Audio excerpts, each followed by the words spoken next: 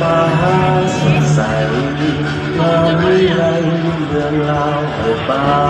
นอย่างอีก3 นาทียังสิบแสงส่องสาเพื่อรักแสงสุรีมีทับนำพาสามสาวลงทางดีทราบลาวมีวันนี้สักสีใสสลาวันนี้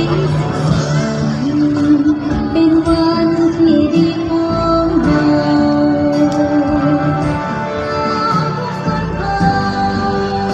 ตั้งใจไว้ใส่ให้เราเป็นวันสำคัญสอนเราสถานะวันชาติโลกนั้นเรา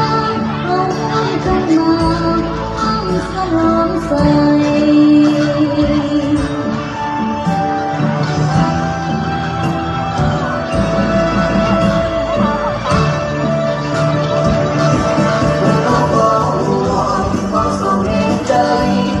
วันยิ่งใหญ่ของคนสาวลา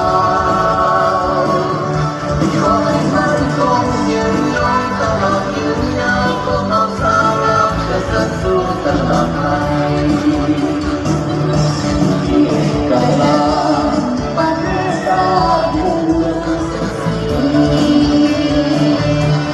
ในนี้เป็นของเรา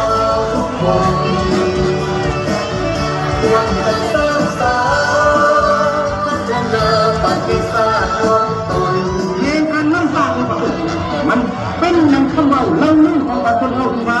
เพื่อบ่ซ้ำนั่นบุคุแต่หักไอ้ตาทั้งหมด ขอให้มันคงขอให้มันยืน